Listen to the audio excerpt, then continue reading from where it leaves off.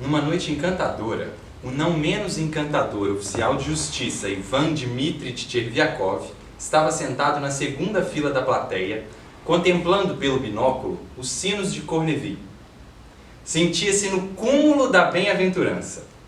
Mas de repente, é muito comum encontrar-se nos contos esse "mas de repente". Os autores têm razão. A vida é tão cheia de coisas inesperadas. Mas de repente, seu rosto enrugou-se, os olhos contraíram-se, parou a respiração, afastou o binóculo, inclinou-se... Atchim! Espirrou.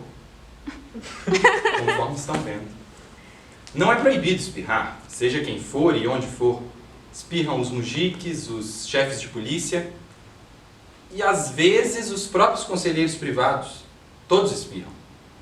Chervyakov não ficou sequer encabulado. Enxugou-se com um lencinho e, como pessoa educada, espiou ao redor para ver se havia incomodado alguém com seu espirro. Chegou-lhe então a vez de ficar perturbado. Viu que um velhinho sentado na frente, na primeira fileira, enxugava meticulosamente a calva e o pescoço com a luva, murmurando algo. E Chervyakov reconheceu naquele velhinho o general civil Brijalov, do Departamento da Aviação. Eu molhei, pensou Chervyakov.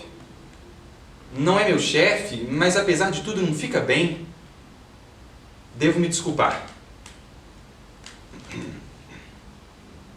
Tossiu, inclinou o busto para frente e murmurou ao ouvido do general. Desculpe, Vossa Excelência, eu borrifei. Foi sem querer. Não faz mal, não tem importância. Perdoe-me, pelo amor de Deus. Realmente foi por acaso. Sente-se, por favor. Deixe-me ouvir a música. Chervyakov ficou perturbado. Sorriu estupidamente e pôs-se a olhar para o palco. Mas por mais que olhasse, não sentia a primitiva bem-aventurança. Começou a atormentar-se. No intervalo, aproximou-se de Brijalov, caminhou um pouco para um lado e outro perto dele e, vencendo finalmente a timidez, balbuciou. Eu borrifei, Vossa Excelência, desculpe, realmente, não é que... Ah, não se preocupe, eu já até me esqueci e o senhor está sempre falando nisso?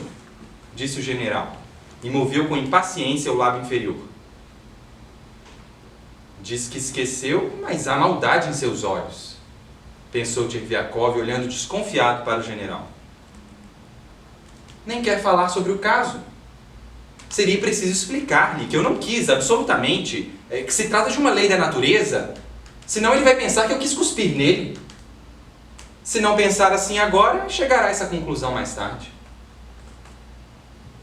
Em casa, Chervyakov relatou à mulher a falha cometida.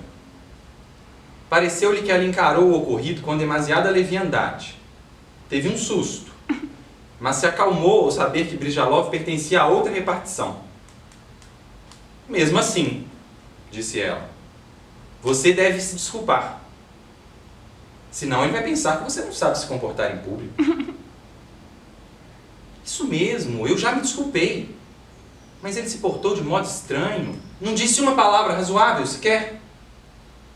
Além disso, não houve oportunidade de conversar.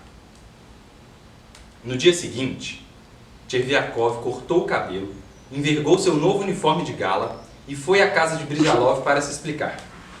Entrando na sala de recepção, viu lá muitos solicitantes, e no meio destes o próprio general, que já iniciara o recebimento das solicitações. Depois de interrogar alguns dos presentes, o general dirigiu o olhar para Chervyakov.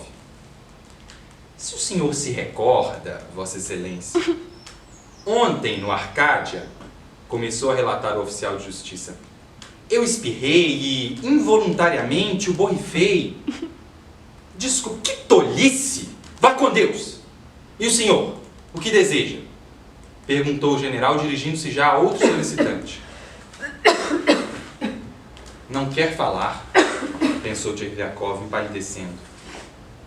Quer dizer que está zangado? Não, isso não pode ficar assim. Vou lhe explicar.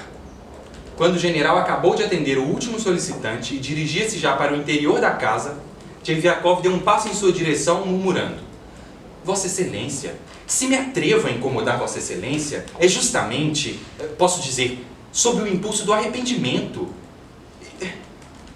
Foi sem querer, o senhor não pode ignorá-lo. O general fez cara de choro e sacudiu a mão. O senhor está simplesmente zombando de mim, disse, desaparecendo atrás da porta. Que zombaria pode haver nisso? Pensou Tcherviakov. Não se trata de zombaria. É general e não pode compreender isso. Se assim é, não vou me desculpar mais perante esse fanfarrão. Diabo que o carregue. Vou escrever-lhe uma carta, mas não procurarei mais pessoalmente. Juro por Deus. Assim pensava Tcherviakov a caminho de casa. No entanto, não escreveu aquela carta ao general.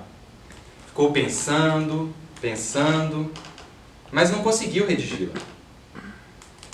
Foi preciso ir pessoalmente explicar-se no dia seguinte. Ontem, eu vim aqui incomodar Vossa Excelência, balbuciou, quando o general dirigiu para ele o olhar interrogador. Mas não foi para zombar do senhor, conforme se dignou a dizer. Eu estava me desculpando, porque ao espirrar, borrifei. Mas nem pensei em zombaria, como poderia usá-lo? Se formos zombar, quer dizer que não haverá então qualquer respeito pelas pessoas. Fora daqui! Vociferou o general de repente, que se tornara azul e tremia com todo o corpo. O quê? Perguntou num murmúrio Tcherviakov, empalidecendo de espanto. Fora daqui! Vociferou o general novamente. Algo se rompeu na barriga de Tcherviakov.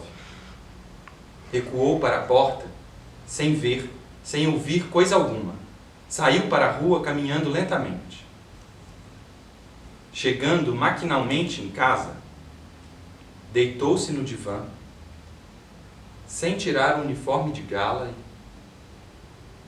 e morreu. A morte do funcionário, de Anton Tchekov. Eu sou o André.